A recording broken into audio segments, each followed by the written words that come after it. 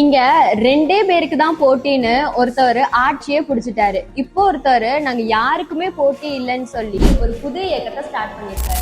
பாஜகவுடைய முன்னாள் மாநில தலைவரான திரு அண்ணாமலை அவர்கள் பிஜேபியில இருந்து விலகி இப்போ வீதி லீடர்ஸ்னு ஒரு புது இயக்கத்தை ஆரம்பிச்சிருக்காரு. வீதி லீடர்ஸ் அப்படின்ற இயக்கத்தை கோயம்புத்தூர்ல தான் ஸ்டார்ட் பண்ண போறதா சொல்லியிருக்காரு. அதுவும் அப்துல் கலாமோட பேர்ல தான் உருவாக்க போறதாவும் சொல்லியிருக்காரு. வரப்போற ஸ்டேட் எலெக்ஷனா இருந்தாலும் சரி இல்ல லோக்கல் எலெக்ஷனா இருந்தாலும் சரி, இந்த இயக்கத்துல பயிற்சி பெற்றவங்களுக்கு வரப்போற தேர்தல்ல போட்டியிடுறதுக்கு வாய்ப்பு தரதா சொல்லியிருக்காங்க. அது மட்டும் இல்லாம நமக்கு பெரிய ஸ்டார் அந்தஸ்தும் கிடையாது, இல்ல ஒரு பெரிய பேக்ரவுண்டும் கிடையாது. இது முழுக்க முழுக்க புதியவர்களுக்காக ஆரம்பிச்ச ஒரு இயக்கம் தான் தெளிவுபடுத்தியிருக்காரு. கடைசியா மாறுவோம் மாற்றுவோம் என்பதை அடிப்படையா கொண்டு செயல்படுவோம் சொல்லியிருக்காரு. ஆல்ரெடி தமிழ்நாட்டுல மாற்றோம்னு சொல்லி மக்கள் மாற்றத்துக்கான ஒரு ஆட்சியை தேர்ந்தெடுத்தாங்க.